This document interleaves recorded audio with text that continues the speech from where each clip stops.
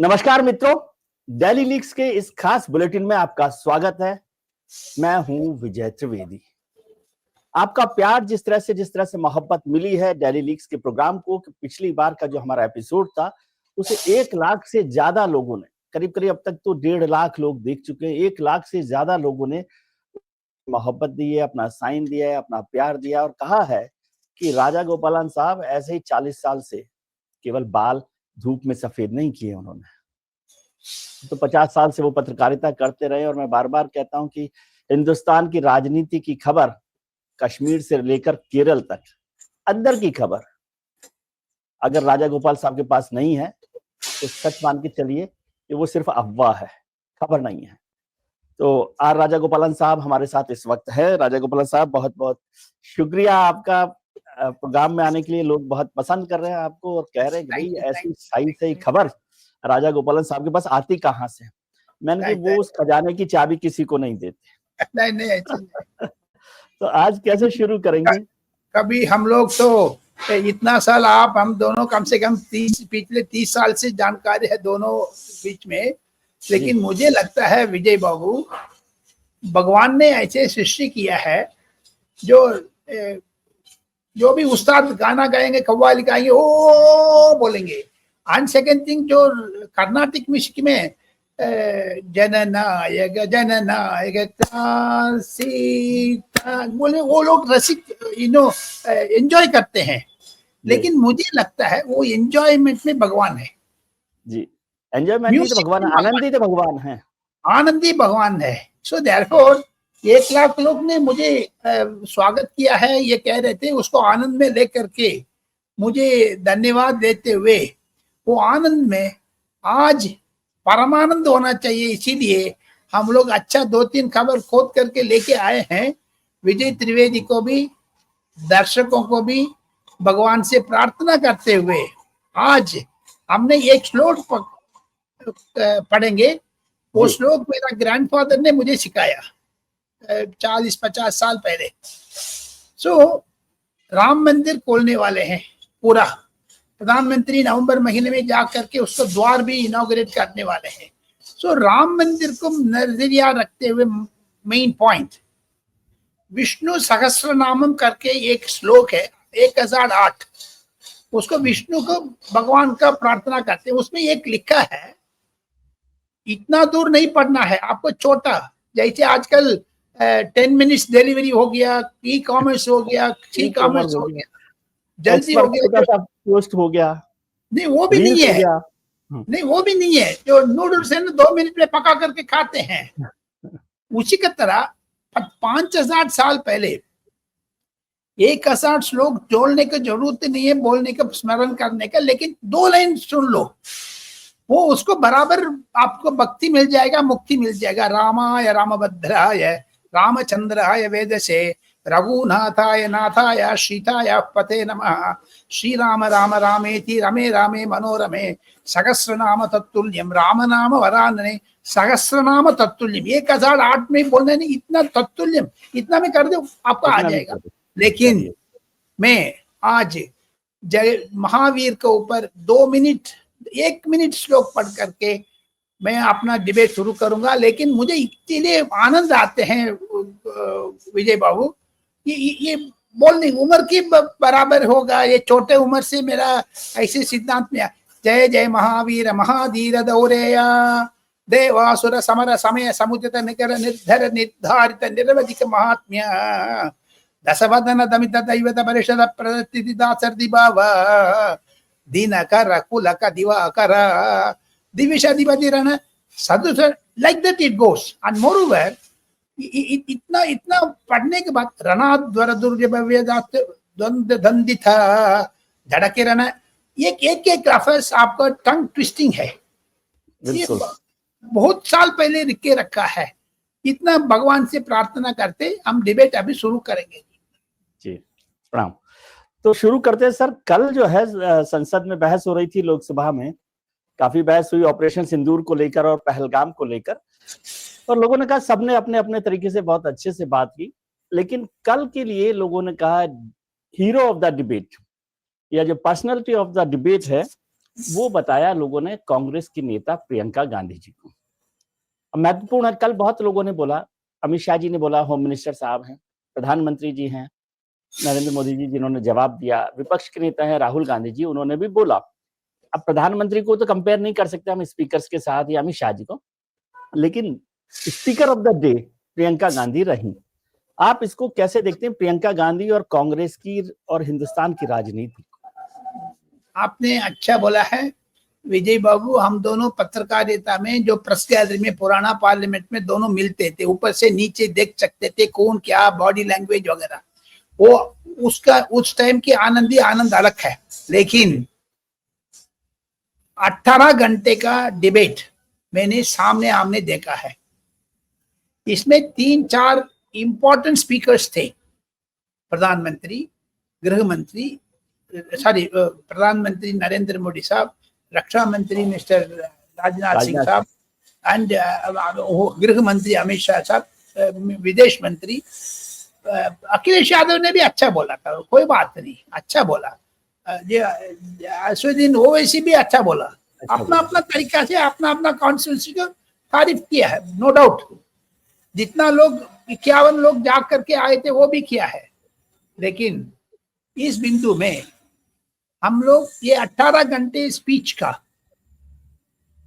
10 marks को आप डालोगे, नरेंद्र मोदी को 8-9 मिल जाती है, अमित शाह को 7-8 मिल जाती है मेरी नजरिया से जी।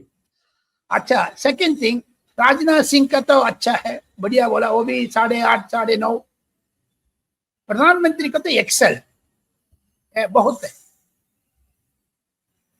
प्लस अब आ जाओ 5 में 2 ले लो, भाई बहन राहुल गांधी, प्रियंका गांधी।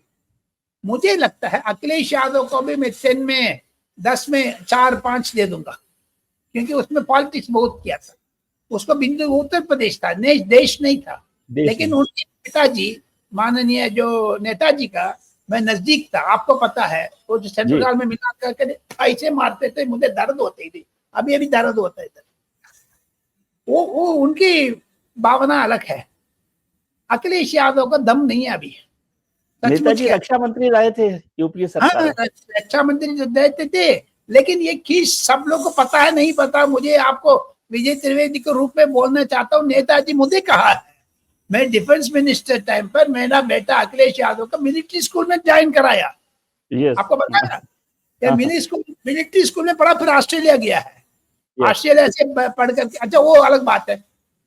प्रियंका गांधी का मैं 6 मार्क दे दूंगा, राहुल गांधी का 3 मार्क दे दूंगा। राहुल गांधी को सिर्फ 3 मार्क, उन्होंने तो बड़ा स्ट्रांगली अग्रेसिवली बोला, और पाकिस्तान और चाइना को लेकर वो बहुत अड़े रहे। लेकिन प्रधानमंत्री उसका नजरिया में देखा भी नहीं है, उसको दूर धक कर दिया है। लेकिन राहुल गांधी का मुंह पर, जवान पर कंट्रोल होना चाहिए, क्योंकि राहुल गांधी का इतना श्रेय होने के बावजूद भी ये फकिंग बिजनेस ऐसे नहीं बोलना चाहिए। लोकसभा स्पीच में वो आ गया, ये गलत है, गलत। Why should speak second? इसीलिए तो मैं 3 मार्क दे रहे हैं। तो ये इधर दिखाता है और पीछे देखता है, चुट्टे के पीछे क्या देखना है। तो आगे देखो, नरेंद्र मोदी का आगे देखने भी आपको हिम्मत नहीं है, आप पाकिस्तान को बोल रहे हो। सामने आमने आई बॉल देखना है। नरेंद्र मोदी कितना देखा, उसको तो ट्रेनिंग चाहिए। 15 साल आरएसएस, 15 साल चीफ मिनिस्टर, 10 साल प्राइम मिनिस्टर, ये राहुल गांधी का क्या है? 40 बार विदेश जाकर के आ गया इस साल में। ये अच्छा, व्हाइट कॉलर टी शर्ट, ये गलत है, इसीलिए तो 3 मार्क है।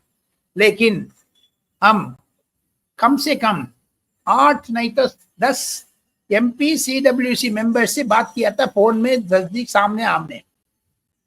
मेरा गणित है ये पोल, मेरा पोल ऑफ पोल्स में ये करना हूं। प्रियंका गांधी का अच्छा भाषण था, सब्सटेंस था, उसमें भावना भी थी। राहुल गांधी में रेटरिक था, प्लस अनशंट बोल रहे थे। 6 बार बोला ट्रम्प इज अ लायर।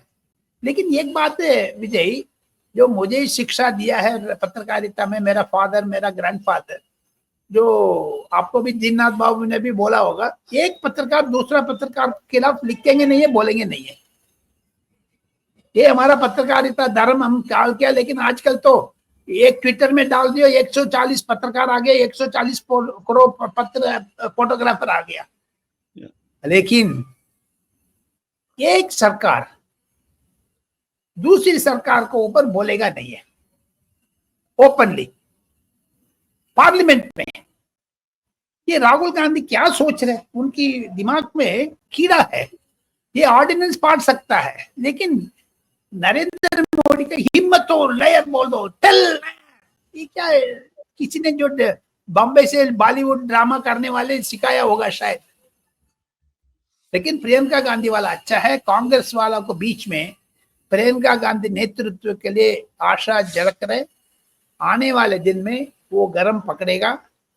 कल ऑपरेशन सिंदूर स्पीच के बाद प्रियंका गांधी का 2029 नेतृत्व का श्रेय मिलने वाले हैं। कांग्रेस को उठाना हो 150, 160, 170 नहीं तो 150 लाइक दैट, सिर्फ प्रियंका गांधी का कर सकता है, क्योंकि राहुल गांधी का 3 बार देख लिया, दम नहीं है, 90 से नहीं जा रहा ऊपर। कॉन्स्टिपेशन भी करोगे, नहीं जा रहे। मल्लिकार्जुन खड़गे के 1-2 साल में निकाल देंगे, क्योंकि मल्लिकार्जुन खड़गे का आपको ऊपर भी दम नहीं है। वो खुद बोल रहे कांग्रेस हाईकमांड से मैं बात करूंगा, या खुद कांग्रेस हाईकमांड है यार, आप तो राहुल गांधी नहीं है। कर्नाटका विषय पर किसी पत्रकार ने बोला था, वो पूछ रहे मैं कांग्रेस हाईकमांड से पूछूंगा, ये क्या बकवास है। So coming to the point, Congress leadership में अभी जो वैक्यूम है, उस वैक्यूम का Priyanka Gandhi alone can fill it. ये तो कल रूप से मैं सबसे बात करने के बाद उनकी अच्छी बात है, वो सब लोग दे रहे, ये इंदिरा गांधी का स्वरूप है, इंदिरा गांधी के फीचर्स है, वो बोल रही है, अच्छा बोल रही है। राहुल गांधी किसको दिखा रहे हैं?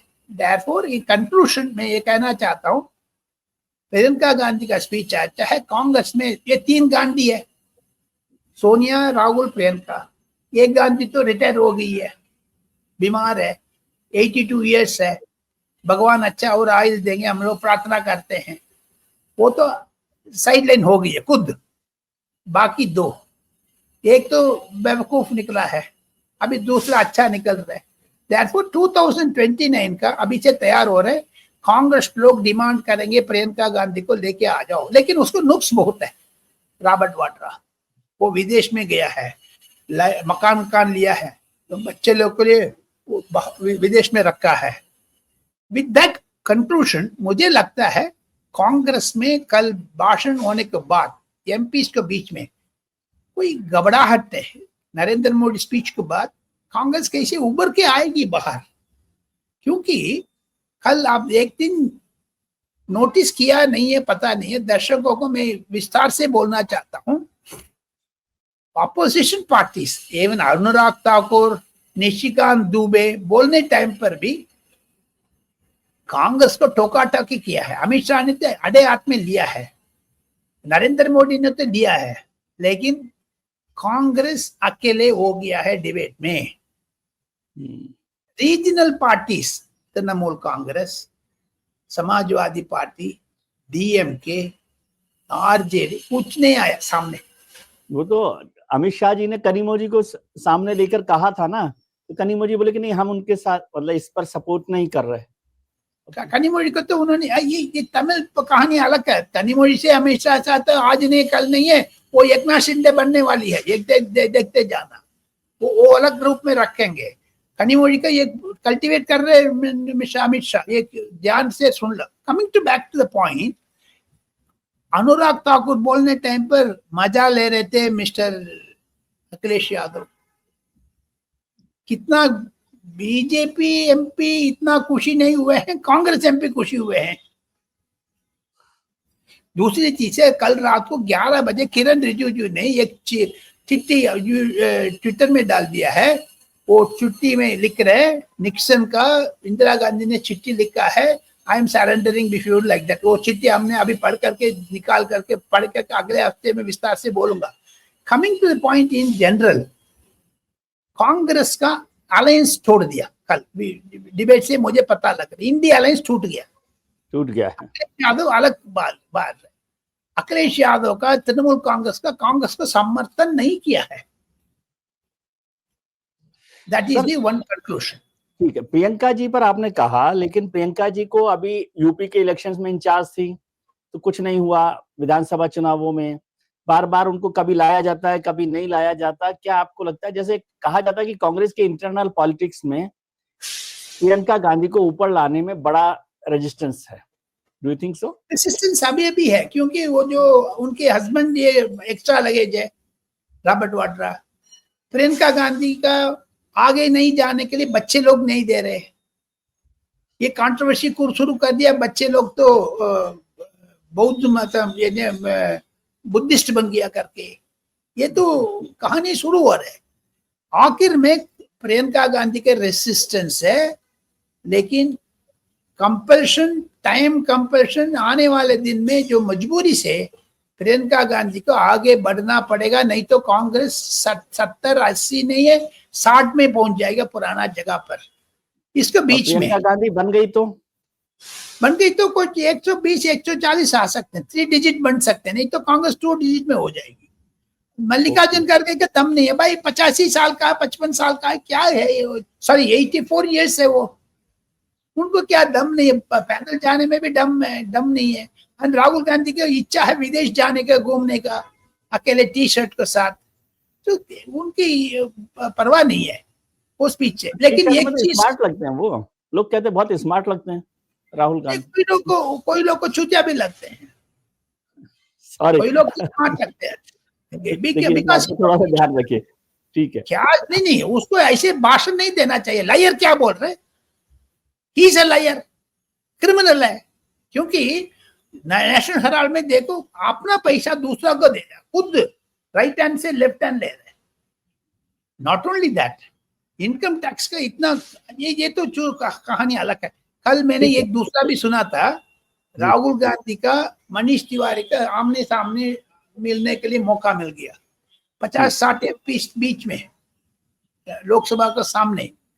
लेकिन राहुल गांधी ने मनीष तिवारी से ओपनली कहा, क्या आपने बीजेपी ज्वाइन कर लिया?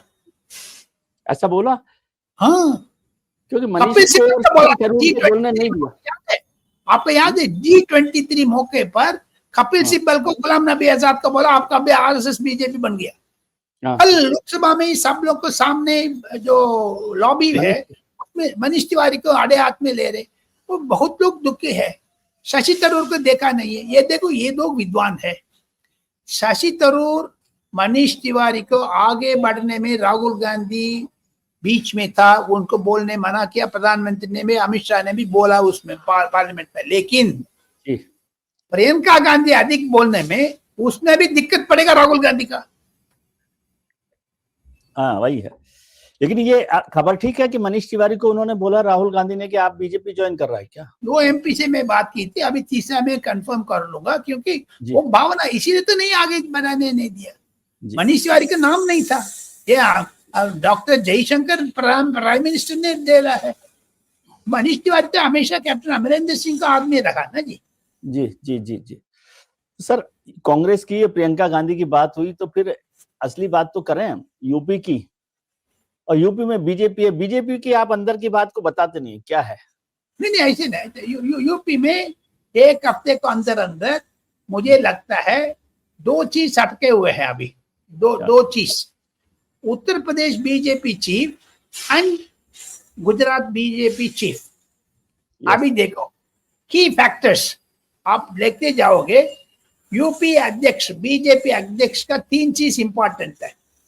ये cast, cadre, chemistry with Yogi Adityanath, ये 3 चीज इंपॉर्टेंट है। समझ गया? उसमें ये टफ कंटेस्ट है।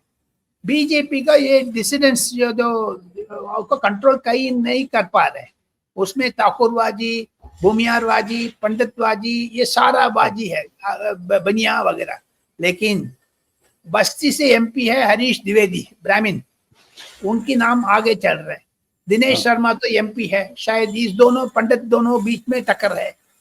अमित शाह किसको चुनेंगे, नड्डा किसको चुनेंगे, आरएसएस किसको चुनेंगे, भगवान जाने। लेकिन धर्मपाल सिंह साहब है, बीएल वर्मा साहब है, दोनों ओबीसी है, उनकी भी रुचि क्या है। फाइनली ये अभी फॉर्मर यूनियन मिनिस्टर था, मेरा सौभाग्य उनसे बातचीत करने के, रामशंकर कतेरिया साहब है, एंड उधर सिटिंग एमएलसी है विद्यासागर सोनकर, वो दोनों दलित है। सो बीच में देखोगे ये 6 नेम को अंदर अंदर विजय बाबू कोई ना कोई बन जाएगा। ये कांग्रेस ने तो दलित अध्यक्ष बना दिया है। कहाँ? यूपी में, बिहार में बन गया, तो वो बनाया है। बिहार में भी कर दिया ना, यूपी में दलित है। मल्लिकार्जुन खड़गे दलित है, उनकी स्थिति देखा। नहीं, लेकिन सवाल ये है कौन बनेगा, वो तो ठीक है, ये बताइए मुझे, असली सवाल तो ये है कि लखनऊ से बनेगा, दिल्ली से बनेगा? लखनऊ से बनेगा, योगी के मुट्ठी में रहेगा, योगी के मुट्ठी में रहेगा, पक्का?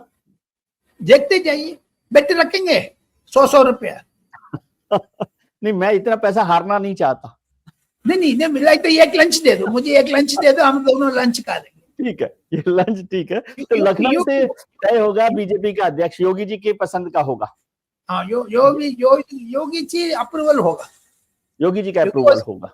2 साल आगे सरकार चलाना है, 2027 के लिए। देखो अभी पीडीएन तो अच्छा बन गया, सब जगह पर उन्होंने कावड़िया यात्रा में भी मुलायम सिंह यादव, अखिलेश यादव को फोटो लागने सुधा आधा हिंदू तो हो गया, क्योंकि मुसलमान तो कांग्रेस को वोट दे रहे थे, वो अखिलेश यादव से भी दूर हो रहे, ये पता लग गया। ये 2024 नहीं है, अखिलेश यादव को मालूम होना चाहिए 2027 योगी ईयर है। तो देयरफॉर योगी चाहते हैं अपना मुट्ठी पर आदमी चाहिए। तो ये तय हुआ कि योगी की पसंद का अप्रूवल का अध्यक्ष बनेगा और 1 हफ्ते में बन जाएगा। ठीक है, राष्ट्रीय अध्यक्ष की चर्चा अगले हफ्ते करेंगे कि क्या बनता है, पहले यूपी का अध्यक्ष हो जाए। गुजरात का क्या हुआ?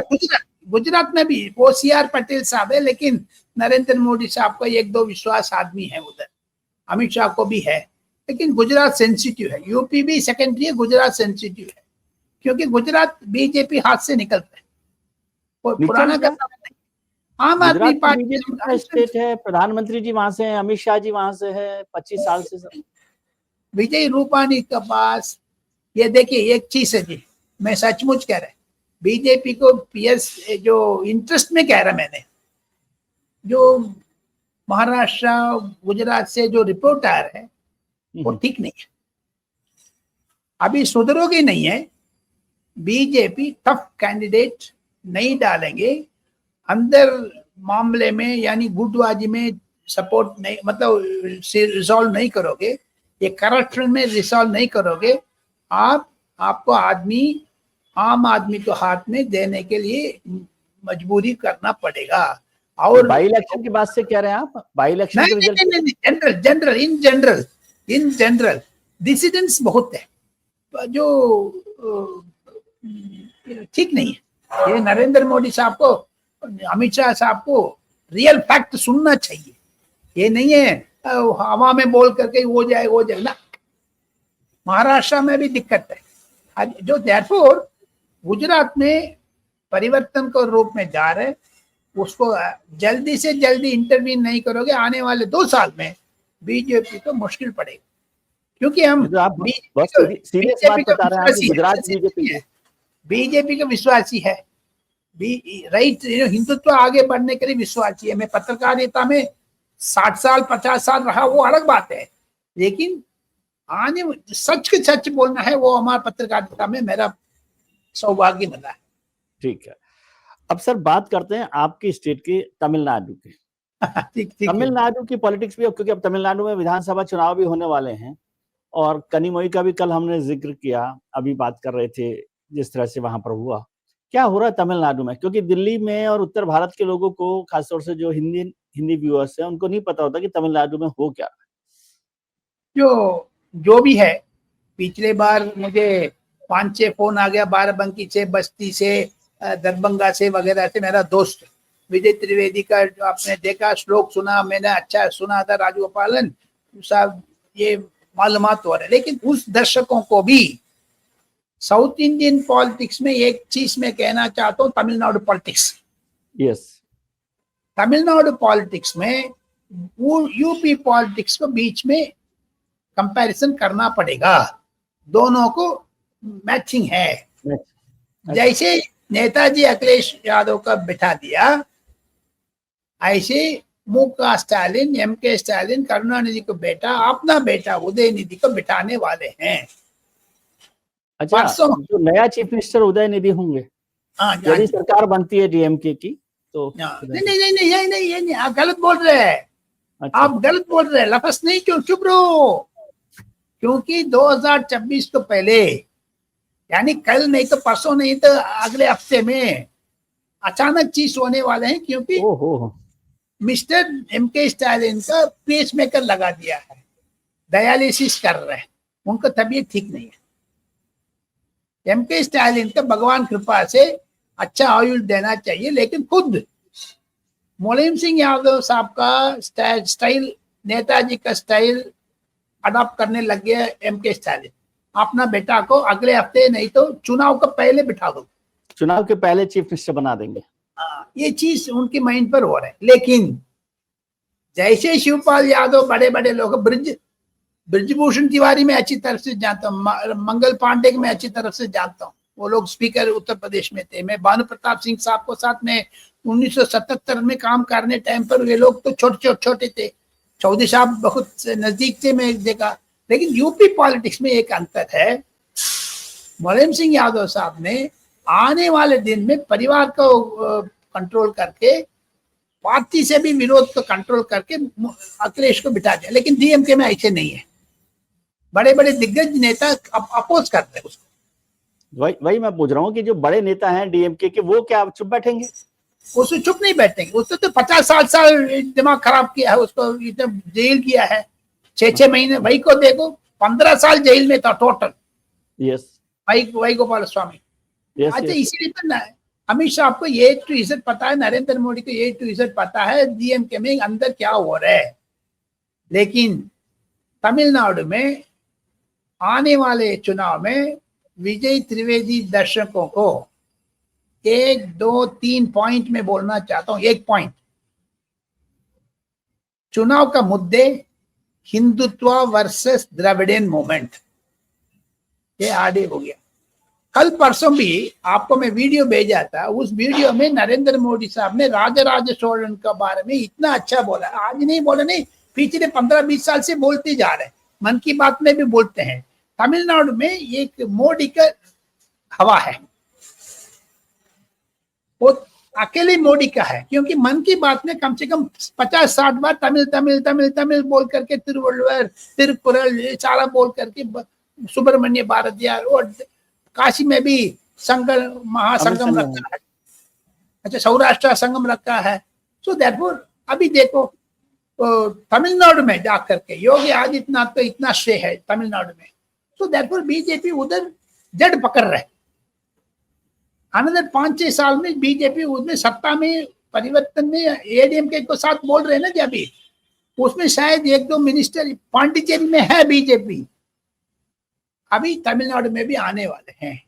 सो तमिलनाडु पॉलिटिक्स गर्म हो रहे। कनिमोझी का अमित शाह साहब ने कुछ धीरे धीरे दूध पिला रहे, अगरबत्ती दिखा रहे, जो धूप दिखा रहे, आरती कर रहे, हो जाएगा। कम से कम जो कनिमोझी तमिलनाडु में एकनाथ शिंदे बन सकती है। और राजा साहब का क्या होगा? ये राजा का, ये राजा साहब को दलित है, वो आगे नहीं बढ़ने देगा। डीएमके में परिवारवाद बहुत तकड़ा है। कम से कम नरेंद्र मोदी साहब का 2024 चुनाव को रैली से एक लफ्ज में पकड़ा है, 3 लाख करोड़ रुपया एक परिवार खा लिया। नरेंद्र मोदी ने जुर्माना लगा, चार्ज किया। Therefore, that's going to be very important thing. ये राजा साहब को कुछ नहीं होगा, एक बकबक करते रहेगा, लेकिन नहीं होगा। तो स्प्लिट भी हो सकती है। आप जब शिंदे कह रहे हैं कनिमोई को, तो क्या कोई स्प्लिट इसीलिए हो सकते हैं? स्प्लिट इसीलिए हो सकते हैं, सबरीसन करके स्टालिन का दामाद है, वो किंग। सो देयरफॉर परिवार में टूट पड़ेगा। उदयनिधि स्टालिन को कनिमोझी पसंद नहीं करती है। यस, तूतुकुड़ी करके एक जगह है, उधर से पार्लियामेंटेरियन है मैडम कनिमोझी, उस जगह पर उदयनिधि स्टालिन जाता नहीं है। और बोलो, नहीं तो वो इसलिए हुआ ना कि भाई स्टालिन को बर्दाश्त कर लिया, लेकिन अब एमके स्टालिन को बर्दाश्त कर लिया, लेकिन अब उदयनिधि को तो नहीं एक्सेप्ट करेंगे ना कनिमोझी। पूछिए उदयनिधि आप कौन है? उदयनिधि क्या ईवी रामस्वामी नायकर को बात में आपको पता है? जो सामाजिक न्याय के ऊपर क्या पता है? आप तो सिनेमा में घूम रहे। इसके बीच में उदयनिधि के साथ में 5-6 लोग था, उसको गिरफ्तारी करने के लिए एनफोर्समेंट डायरेक्टरेट पहुंच किया है ड्रग मामले में। उदयनिधि के ऊपर जुर्माना है। उदयनिधि सनातन धर्म बोल करके कमलनाथ साहब ने मुझे बोला था 2 साल पहले मध्य प्रदेश में कांग्रेस जीत सकते थे, लेकिन उदयनिधि ने सनातन धर्म के ऊपर बोला, इसलिए everything has gone like that. एक सेकंड से, ठीक है। ये तो तमिलनाडु की परिस्थिति है विजय जी। आपको दर्शकों को ये चीज किसी चैनल में नहीं मिलेगा, इतना स्पेशल डिटेल्स। लेकिन जब आपने डीएमके तमिलनाडु की बात की है सर, तो मुझे याद आता है कि राजा गोपालन साहब का एक डीएमके से बड़ा कनेक्ट है, जिसने हिंदुस्तान की राजनीति को एक बड़ा चेंज दिया था। थोड़ा सा हमारे दर्शकों को वो भी बात बताइए ना, डीएमके और कांग्रेस। मैं एक चीज विजय से रिक्वेस्ट करना चाहता हूँ, हमेशा आने वाले महीने में, हफ्ते में, साल में, हर वीडियो को एंड में हम लोग एक चुटकुला सुनाने वाले। मेरा पत्रकारिता में कम से कम 20-30 इंपॉर्टेंट मोड है। यस, परिवर्तन की इंपॉर्टेंट इवेंट, इंपॉर्टेंट स्टोरीज हैं वो। हाँ जी, एक चुटकुला ये है, 1996-97 दरमियान, एग्जैक्ट डेट में भूल गया है। चाचा केसरी को मैं अच्छी तरह से जानते थे। मैं उनके साथ बैठे थे पुराना किला रोड, जो प्रगति मैदान का आगे उसका मकान था पहले। पुराना किला रोड पे अध्यक्ष थे उस वक्त कांग्रेस के अध्यक्ष बेटा। लेकिन उस टाइम पर ये बोला, एक सेकंड जी, और 5 निमिषத்துல கூப்பிடுங்க, पढ़ना पार्लियामेंट இருக்கேங்க। पुराना किला रोड में रोड तो मकान था। देवेगौड़ा साहब प्रधानमंत्री, मैं वार्ता एक तेलुगु अखबार का चीफ ऑफ ब्यूरो था। लेकिन जैन कमीशन, राजीव गांधी हत्या के ऊपर जैन कमीशन का रिपोर्ट सरकार को सौंपने के पहले मैंने वार्ता में छपवा दिया है। करुणानिधि जैन कमीशन की रिपोर्ट कहां से आपको मिल गया? है? ये तो बड़ा खबर था ना, बड़ी खबर थी इसमें। जैन कमीशन सरकार, गवर्नमेंट सरकार में आ गया, मेरा वार्ता में छप गया। अगले 2 दिन के बाद पार्लियामेंट में भी उसको हुआ, हंगामा हुआ। उस टाइम पर चाचा कैसे ने मुझे बोला, ए मद्रासी इधर आ जाओ। मुझे मद्रासी बुलाते थे, पर बाद में तेलगदारी आ गया। ए तेलगदारी इधर, ए बाबू। मैंने आ गया, उनके मकान पर बुलाए थे 8 बजे। ये हंगामा हो रहा है, आपको नाम छपा है, क्या है इसको बीच में मैं क्या गलत क्या किया, अच्छा किया पता नहीं। प्रभु चावला को भी वो रिपोर्ट दे दिया। मुझे मेरा ऑफिस आकर के पूछा था, प्रभु चावला ने हंगामा करके वो अपना नाम भी ले लिया है, ठीक है, वो स्वाभाविक रूप में है। लेकिन चाचा केसरी ने मुझे रात को 8 बजे बुलाया घर में। मैं पूछा क्या है? देखो ये चिट्ठी है, कल हंगामा हुआ पार्लियामेंट में। जैन कमीशन रिपोर्ट में एक साफ साफ लिखा है। अरे मैं बहुत डर गया। मैं 10 साल 15 साल और भी नजदीक, मतलब यंग था। आने वाले दोष में क्या होगा क्या नहीं होगा पता नहीं था। चाचा कैसे ने बोला, आपके पास वो 500 पन्ने का रिपोर्ट है, वो मेरा पास दे दो। मैंने बोला मैं नहीं दूंगा, ये पत्रकारिता का धर्म है, मैं नहीं दे सकते। उसको जो सैलिएंट पॉइंट्स है आप देख लो। उस टाइम पर तो मोबाइल नहीं था, फोटो लेकर के इमीडिएटली ले सकते, कुछ नहीं, फोटो कॉपी के लिए भेजा था। 500 पन्ने में 40-50 पन्ने इंपॉर्टेंट पेजेस ले लिया। मैंने दे दिया चाचा का, केसरी साहब का। देने के पहले उन्होंने एक शर्त रखा था मुझे, मैं इतना जल्दी नहीं दे, क्यों नखरा कर रहे, ये कर रहे, वो कर। लेकिन उनकी टोपी है ना जी, टोपी, वो मेरा टोपी गोद में, लगाते थे, सेवा दल की टोपी लगाते थे। हाँ वो टोपी मेरा गोद में रख करके, ए तिलकधारी ये नहीं दोगे, मेरा ये श्राप है, आप पंडित थे लेकिन मैं श्राप दे दूं, कर्ज कर रहा हूँ। मैं डर गया, क्या है ये, अकेले में शादी होकर के एक बच्चा ये हाथ में इतना समय पर, मुझे घबराहट हो गया। फिर जाने तो इतना बुजुर्ग आदमी दे दिया। लेकिन विजय जी उसको देख करके अगले दिन पार्लियामेंट में बोल के डीएमके का समर्थन विथड्रॉ कर लिया है, सरकार गिर गया है जी मेरा रिपोर्ट से। यस, वो तो सरकार गिर गया ना वो। हाँ जी, वो मुझे याद है वो दिन याद है, हाउस का जिस तरह का हंगामा हुआ और वो डीएमके के लेकर सपोर्ट को मारन सब लोग रिजाइन कर दिया है। तो देवेगौड़ा ने बोला है, सॉरी चाचा कैसे ने बोला है, इसको बरखास्त ने कांग्रेस विथड्रॉ कर दिया सपोर्ट। मेरा एक ही आदमी ऐसे किया है। वो पत्रकारिता में एक बड़ा मोड़ था ये आपको। लेकिन देवेगौड़ा साहब ने उस दिन बोल रहे थे ओल्ड मैन वाज इन हरी। लेकिन उसको ऊपर सीबीआई इंक्वायरी बिठा दिया, अभी तक चल रहे वो मेरा पास, वो डॉक्यूमेंट कैसे आया करके। अच्छा, अभी तक वो इंक्वायरी चल रहा है। अभी भी 6 महीने के लिए एक नोट कांग्रेस के साथ क्या देखा जाएगा। लेकिन उसमें लाल कृष्ण आडवाणी साहब ने बीजेपी का डिप्टी प्राइम मिनिस्टर होने के बावजूद भी, डिपार्टमेंट ऑफ पर्सनल होने के बावजूद भी वो लिख दिया है, it's not a confidential report, open report. चलिए अच्छा, लेकिन वो सरकार गिर गई थी और ये किसी जर्नलिस्ट के लिए बड़ी बात होती है कि उसके रिपोर्ट पर कोई सरकार गिर जाए। वो हंगामा मुझे आज भी याद है, मैं वहां पर था लोकसभा में और हंगामा जिस तरह से हुआ। लेकिन इसमें ज्वाइंट ऑपरेशन था फर्स्ट वार्ता में। देवेगौड़ा साहब बहुत गुस्से में थे। वो इस्तीफा देने टाइम पर मुझे बहुत गालियां दिया मुझे देवेगौड़ा साहब ने, तो दट्टू मद्रासी भाषा में। चलिए sir, thank you very much. फिर अगले हफ्ते बात करेंगे कुछ और नए विषयों पर। आपको पता है कि राजगोपालन साहब के पास खजाना है पुराने स्टोरीज का और उनकी खुद की स्टोरीज का भी, तो उन सब पर भी करेंगे। और आज की जो राजनीति चल रही है उसके अंदर क्या चल रहा है उस पर बात करेंगे। आपको ये वीडियो, ये प्रोग्राम कैसा लगा, इस पर जरूर अपनी राय रखिए, अपनी मोहब्बत देते रहिए। आप अपना ख्याल रखिए और उनका ख्याल रखिए जो आपका ख्याल रखते हैं। अपने परिजनों, मित्रों, रिश्तेदारों के साथ खुश रहिए।